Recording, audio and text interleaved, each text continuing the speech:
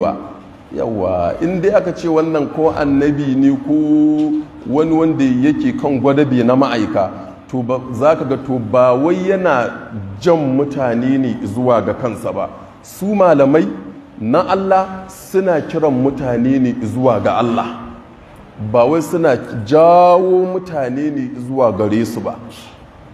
Yawa shine kaga wato can yadda wato shehu tijjani radiyallahu ta'ala anu shehu tijjani ke faɗa yake cewa alwaliyu ya ati bi fahamin jadidin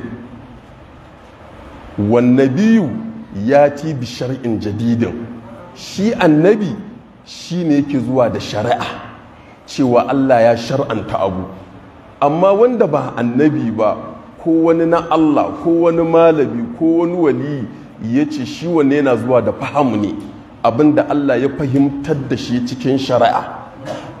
Yawwa ko da kaga kamar ya zo da wani sabon abu, ba sabon abu ba ne, wani abu ne wanda Allah ya fahimtar da shi cikin shari'a, ba mamaki kai hankalinka bai kai ka fahimci wannan abun ba.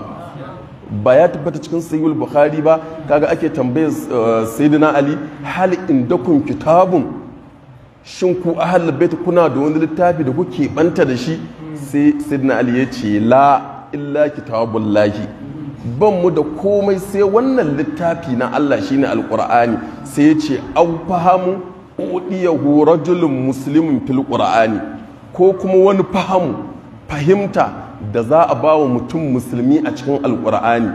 Yanzu a yau sai wani mutum Allah ya masa buɗi a cikin kitabun layi, sai ya zo da wani abu, kai sai kaga uwa sabo ne, nan ko ba sabo ne, fahamu ne Allah ya bashi cikin shari'a, ya zo da abin ilimi ne yana cikin shari'a, wanda kai kuma da yawa mutane in ba su fahimci abin ba sai ga sun zo suna inkarin abin. Yanzu kamar turuku na masha'ihu ɗariƙin sufaye, ai ba wani abu bane sabo aka zo da shi a cikin shari'a, abu ne wanda in ka duba za ga yana da mahalli cikin shari'a. Yawwa abu ne wanda in aka duba za ga kowanne mafakarsa da cikin shari'a, irin abin da Allah ya bawa kuka haƙu malamai ma'abuta mazhaba irin su Imam Malik, Imam Ahmad, Imam Shafi, Imam Abu Hanifa, kaga sai ga suna fito da wasu ilimai cikin shari'a wanda kai hankalinka bai kai ya fitar da irin wannan abun ba. Dole sai ka je gari su zaka fahimci irin abun da suka fahimtarwa cikin shari'a. To su ma ɗuruku na sufayi irin wannan ne. Yawwa to shine, amma ba yadda za a yi mutum yana da'awa yana kira zuwa ga Allah, in dai da'awar yake ya dinga kiran mutane zuwa ga kansa, a'a sai dai mutum ya dinga kira zuwa ga Allah. To kai ƙararre ka kira mutane zuwa ga kanka, wanda yau kai ne gobe kuma ba kai bane, ka mutu ka ƙare. Ai sai dai ka tura mutane zuwa ga wanda ba karewa shine Allah, ko kuma ka tura mutane zuwa ga annabi. Damun tura mutane zuwa ga annabi shine tura mutane zuwa ga Allah. Tafiya gurin annabi shine tafiya gurin Allah. Yawwa koyi da manzon Allah da bin sayyidina rasulullahi shine bin Allah.